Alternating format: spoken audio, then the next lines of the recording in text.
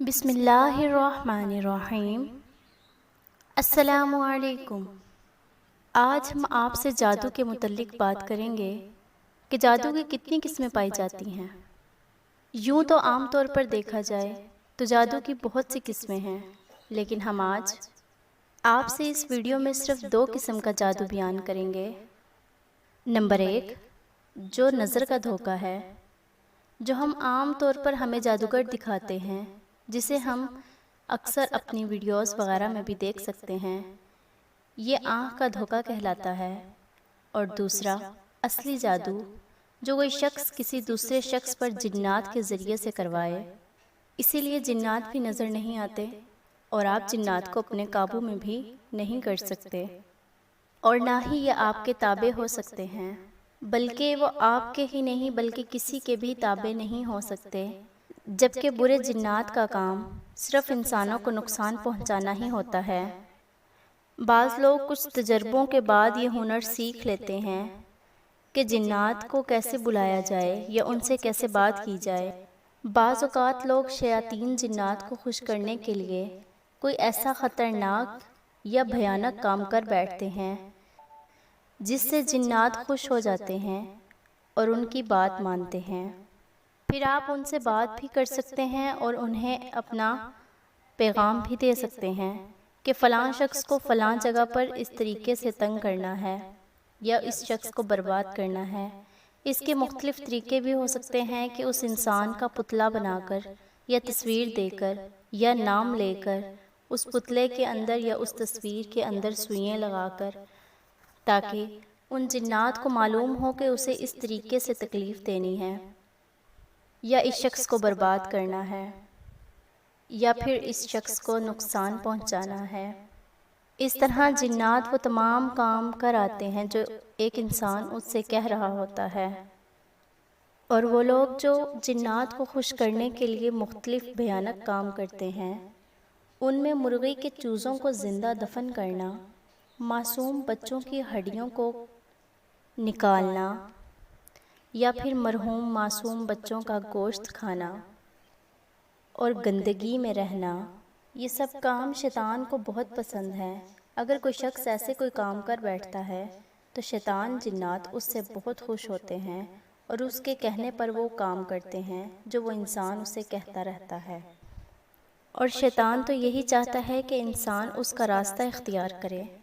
ہر وہ کام جو انسان کے کرنے کے نہیں ہیں بلکہ خطرناک ہیں، جیسا کہ قرآن پاک کو الٹا لکھنا یا پڑھنا، یا معاذ اللہ قرآن پاک کو گندگی یعنی خون یا گوبر سے لکھنا۔ ان سب چیزوں سے شیاطین جنات بہت خوش ہو جاتے ہیں اور ان کے تابع ہو کر جو کام کروانے ہوں وہ کر دیتے ہیں، اور شیاطین جنات اس سے خوش ہو کر آپ کے بتائے ہوئے کام کرتے ہیں یا آپ کے بتائے ہوئے لوگوں کو نقصان پہنچاتے ہیں۔ اسی طرح بعض اوقات تکلیف تو نظر آ رہی ہوتی ہے لیکن اس کا سبب معلوم نہیں ہوتا کہ کیا مسئلہ درپیش ہے، کیونکہ یہ حرکات جنات بھی کرتے ہیں اور جنات نظر نہیں آتے، اسی لیے تو اس عمل کو جادو کہا گیا۔ اس طرح ایک طرف انسان اپنی تکلیف میں مبتلا ہے اور دوسری طرف ڈاکٹر کو سمجھ نہیں آ رہی کہ کیا تکلیف ہے۔ لیکن آج کے گزرتے ہوئے دور میں اگر کوئی شخص بیمار ہو جائے اور اس کی تکلیف کا معلوم نہ ہو رہا ہو کہ اس کو تکلیف کیا ہے، تو لوگ زیادہ یہی آپ کو بتائیں گے کہ اس پر جنات کے اثرات ہیں، حالانکہ اس میں 99% بیماریاں ہوتی ہیں، جنات نہیں ہوتے۔ ہاں بعض اوقات 1% جنات بھی ہو سکتے ہیں جو انسان کو تنگ کرتے ہیں، اور وہ جادو جو ہمارے پیارے نبی حضرت محمد صلی اللہ علیہ وآلہ وسلم پر ہوا، وہ جنات والا جادو تھا۔ وہ جادو کنویں پر کیا گیا تھا۔ اب یہاں ایک بات سمجھنا بہت ضروری ہے کہ کبھی بھی جادوگر سے ڈرنا نہیں چاہیے، اور اس بات کو دل نشیں بھی کر لینا چاہیے کہ جادوگر پر جادو کا اثر نہیں ہوتا۔ نبیوں کی مثالیں ہمارے سامنے موجود ہیں، جیسے حضرت موسیٰ علیہ السلام اور حضرت محمد صلی اللہ علیہ وآلہ وسلم پر جادو ہوا تو اللہ نے ان پر جادو ہونے دیا تاکہ لوگوں کو یہ بات معلوم ہو جائے کہ وہ خود جادوگر نہیں ہیں، اور بعض لوگ آپ صلی اللہ علیہ وآلہ وسلم کو جادوگر کہتے تھے۔ جادوگر پر کبھی بھی جادو کا اثر نہیں رہتا، کیونکہ وہ تمام حقیقت کو سمجھ رہا ہوتا ہے اور جادو کا توڑ کر لیتا ہے۔ یہ جادو نبیوں کے ساتھ حکمت تھی، ورنہ جادو اتنا آرام اور جلدی میں نہیں ہوتا جتنا لوگوں نے آج کے دور میں سمجھا ہوا ہے، اور نہ ہی جنات کو کسی انسان پر بھیجنا اتنا آسان ہے۔ ہمارے معاشرے میں 99.9% کیسز ایسے ہیں جو صرف عاملوں کے کہنے پر یہ کہہ رہے ہوتے ہیں کہ ہم جادو کی زد میں ہیں، لیکن حقیقتاً ایسا کچھ نہیں ہوتا۔ سورۃ البقرہ میں اس کا ذکر آیا ہے کہ جادوگر میاں بیوی میں لڑائی بھی کروا دیتے ہیں۔ لڑائی کسی بھی وجہ سے ہو، جنات اس کا سبب بنتے ہیں۔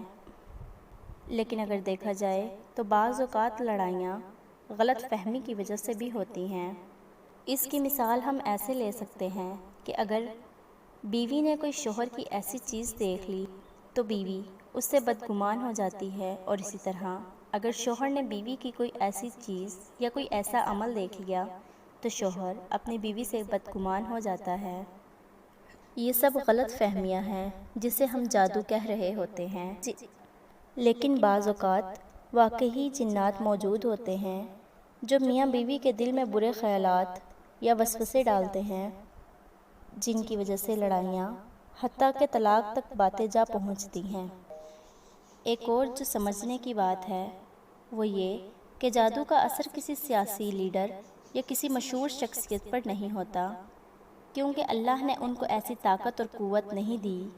حضرت موسیٰ علیہ السلام کا قصہ ہی لے لیں، اگر ان جادوگروں میں اتنا دم ہوتا تو وہ سب سے پہلے فرعون کو مارتے، لیکن وہ فرعون کا کچھ نہیں بگاڑ سکے، اور اسی فرعون نے انہی جادوگروں کو قتل کروا دیا۔ آج بھی دیکھا جائے تو سیاسی لیڈر ایک دوسرے کے کتنے خلاف ہیں، لیکن کسی کے پاس جادوگر موجود نہیں کہ وہ اپنے جادو کے زور سے کسی دوسری پارٹی یا کسی دوسری حکومت کو ختم کروا دے اور اپنی حکومت لے آئے۔ اس لیے جادو کو اتنا اپنے دماغ پر حاوی نہ کیا جائے، اور آج کل ہر خاندان کے جھگڑے کا الزام صرف جادو کو ہی دیا جاتا ہے کہ کسی نے ہم پر جادو کروا دیا۔ کسی پر بھی اتنی جلدی جادو نہیں ہوتا، اور اگر بالفرض کسی پر ہو بھی جائے تو ممکن نہیں کہ 100% ہی ہو، 1، 2، 3 یا 10% ہو سکتا ہے۔ بہرحال ان چیزوں میں زیادہ پڑھنے اور ان چیزوں سے زیادہ گھبرانے کی ضرورت نہیں ہے۔ ان چیزوں میں جو لوگ زیادہ پڑھتے ہیں ان پر ہی جادو کا اثر زیادہ ہوتا ہے، اور اگر واقعی کسی شخص پر جادو کا اثر یا جنات حاوی ہیں تو انہیں چاہیے کہ وہ سورۃ فلق، سورۃ ناس، آیت الکرسی کا ورد کرتا رہے۔ ہمارے نبی نے بھی اپنے جادو کا علاج انہی 2 صورتوں سے کیا، اور ہمیں بھی اسی کی ہی تلقین دی۔ اللہ رب العزت آپ کو اور مجھے اس پر عمل کرنے کی توفیق عطا فرمائے۔